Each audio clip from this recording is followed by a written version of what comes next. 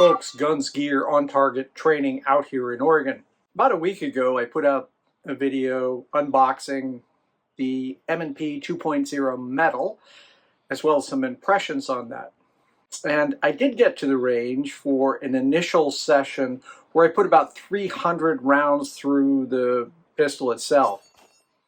Now, this was a combination of different bullet weights, so probably shot 100 or so, 115 grain, and about 50 rounds, I think, of 124 grain, and the rest were 147 jacketed hollow points.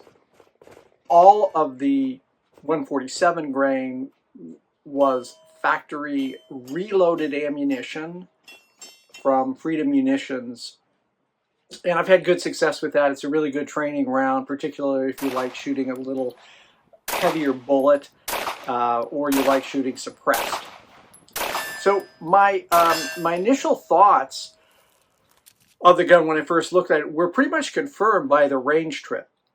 Hey folks, if you enjoy our content in this video or any of the other videos on the channel, please like, subscribe, and share with friends and family. So what I found was the gun itself very flat shooting. And I think that has to do with a couple things. One, we have slightly more weight on the frame than we do with the polymer frame version. And on most of my full-size duty style pistols, I'm running a light on the front, which also helps just mitigate the muzzle flip or muzzle rise. I was shooting 147 grain bullets, the most of it, and the experience was lovely. Very soft shooting, very flat shooting, and no problem at all getting back on the sights in terms of through that follow-through process. I had two stoppages. One was one of my reloads, a 147 grain, what I call a powder puff load, which is just enough to cycle the slide, but I was running that suppressed. And so when I put the suppressor on, there really wasn't enough to work that. So I got a stoppage there, and I got a stoppage with the 115 grain PMC ammo, but I did have a failure to fire.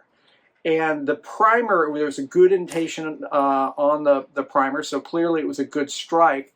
Picked the round up a little later in the shooting session, put it back in the gun, and again, it didn't fire. So that to me is a primer issue, not a gun issue. So in the 300 plus rounds that we shot, two stoppages, both related in my mind to ammunition, not to the gun. I think I had 12 different magazines, some with a 4-round additional capacity, so some of the more competition style magazines, those ran great. The regular 17-round mags, great. Just super consistent. One of the things you'll see here is that when I'm shooting, I'm struggling a little bit with finding the tactile reset. So we talked about how lovely this trigger is, right? But as you press through the trigger, which is again a very nice experience, I get to this point right there, that reset is just not as crisp and clear with some of my 2.0 polymer frame M&Ps or the triggers that have been worked on by my good friend Brad at BG Gunworks, where the work he does, you get a very tactile response. Some people don't care about the reset. I just happen to like it, especially if I'm trying to do really precise precision shooting. So press, bang, release immediately, then I don't have all that slack. And when I'm shooting faster, I actually like to find where that is. Some people say it doesn't matter. If you don't like the reset, don't care about riding the reset, totally up to you. What else did I like? I love the ergonomics of the gun. It just feels like the M&P line that I really have a fondness for. Fit my hands great. The different back straps allow some flexibility there. The stippling on this gun is exceptional. I love it. Really fantastic. This is the first rounds that I'm firing. I'm 7 yards from our target. I'm just getting a feel for the trigger, where the sights are, the way the gun feels. I'm shooting some 147 grain reloaded ammunition.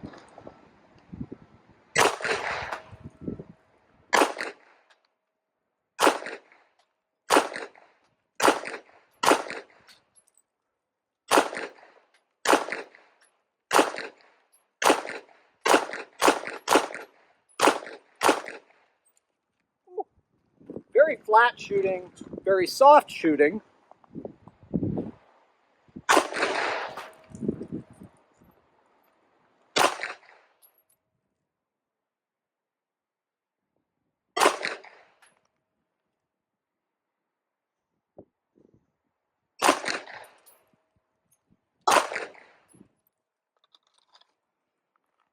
I'll take a picture here. 7 yards from our target, one ragged hole with factory reloads, but still factory reloaded ammunition. So we have literally a 1-inch group, several shots right in the same hole at 7 yards.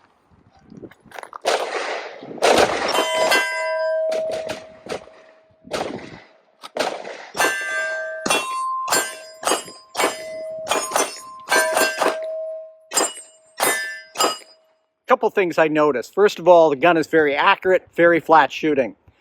The trigger reset is not as distinct as some of the other 2.0 pistols. I think with this new trigger shoe and the shape of that, it really changes the way in which that reset happens, or at least that's what it feels like. I also note that I can do that 45-degree sort of auto forwarding, where if I hit it at the right angle, it picks up that round and goes right back into battery. I love that. Some people don't. But when I was testing it the other day, I couldn't do it. But today now on the range, after, I don't know, 60, 70 rounds, that seems to be working pretty consistently. So in my mind, that's great news.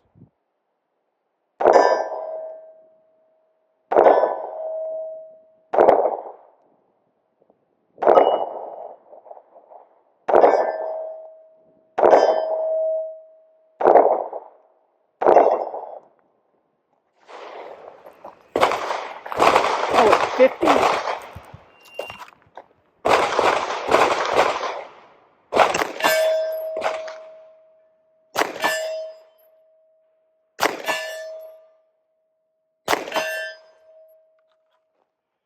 So 4 for 4 at 50.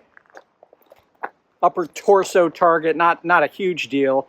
And the 3-dot sights are actually a little big for this kind of what I would call more precise shooting. It would be easier with a narrower fiber optic front sight, but still pretty good. Interestingly enough, appears that there is more kind of carbon buildup and junk. That could just be subjective, but it looked really, really filthy.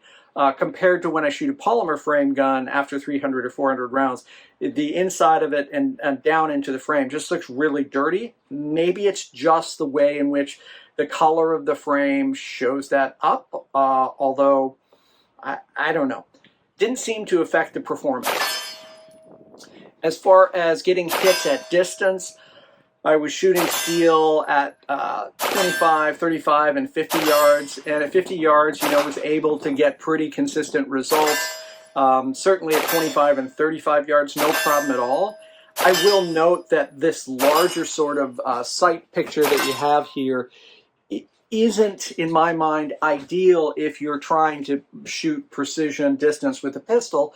I prefer a fiber optic front sight with black on the rear if I'm really doing just range and trying to be precise at distance and not necessarily for speed. But as far as stock sights, they work fine. Ultimately, we will go with a red dot and we will move to suppressor night sights just so I have the flexibility to have that. Any gun that I have that has a red dot generally will have backup sights. I think that's important, but whatever works for you. So what's not to like on the pistol? Well, really nothing other than that personal feeling of the reset for me. It's just not a distinct reset. It's fine. Reminds me of their Gen 1 pistols, which really didn't have that. The trigger itself out of the box, I think, is better than anything else Smith has produced so far, at least in stock guns like the M&P line. The added weight is great. It doesn't feel heavy. It just feels well balanced. So overall, extremely impressed.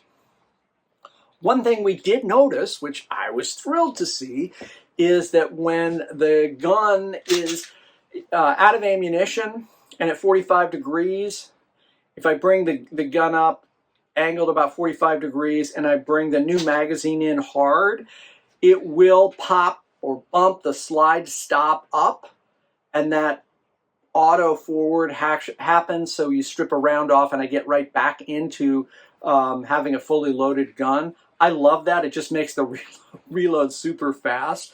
And it's very consistent on the M&P pistols, with the exception of the 2.0 polymer frame guns that have a little detent that sort of sets out that you can remove. I just haven't done that. So overall impressions, very impressed. For the production kind of pistol, great trigger, very good sights, fantastic ergonomics, very comfortable to shoot, low recoil, accurate. Accuracy is very, very good with this pistol, and certainly it shoots more accurately than I can. Well guys, that's a summary. We'll give you an update in another couple weeks as we put more rounds through it and add the red dot. I really appreciate everyone weighing in with their comments. I certainly appreciate your support. Finally, and as always, stay safe.